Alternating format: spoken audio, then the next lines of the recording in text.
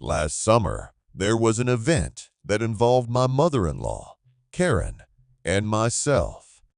We traveled to my cabin to pick up some items for my dwelling. Although the lodge was a considerable distance away, we made it there on time. However, during our journey, the weather started to change and it started drizzling lightly. When we arrived, we found that we were thoroughly soaked as the rain became even heavier. On entering the hut, I immediately put the kettle on the stove to boil and went to the bedroom in search of a suitable outfit. I was rarely in the hut, as my wife usually came here, so my closet was limited.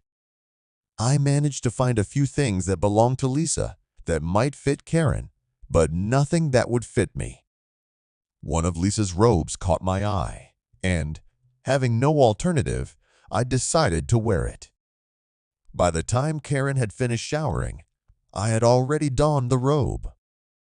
When she saw me, she laughed and said, "If only you had stockings and a wig, you'd be a real girl."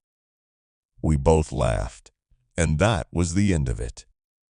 The rain was getting heavier, it was getting dark, and we decided to stay the night.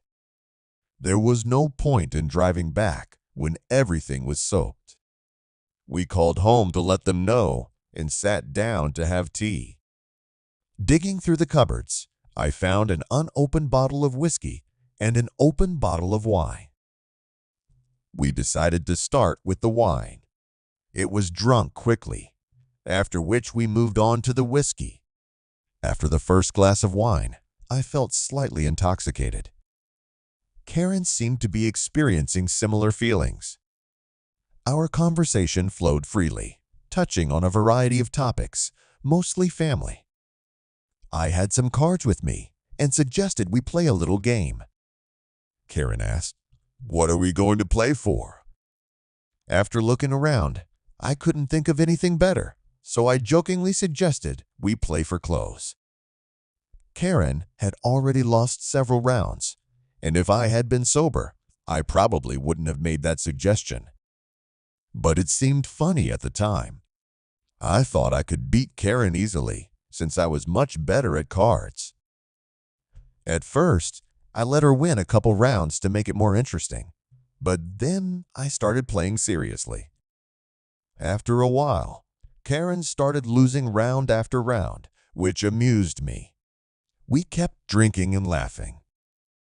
Eventually, she lost almost all of them, and both of us, tipsy, laughed at the ridiculous situation.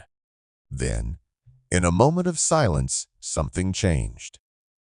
Karen and I looked at each other differently, and what started out as a playful game turned into something much more serious. That night, I'm pretty sure I gave my father-in-law George a reason to grow horns. The next morning, I woke up to someone pushing me in the side with their feet. My head was splitting open, and Karen was standing over me and saying quietly, "What have we done?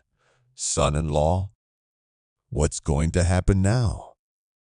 As the memories of the night before came flooding back, the drinking, the card game, and then everything else, I got up and went to wash up.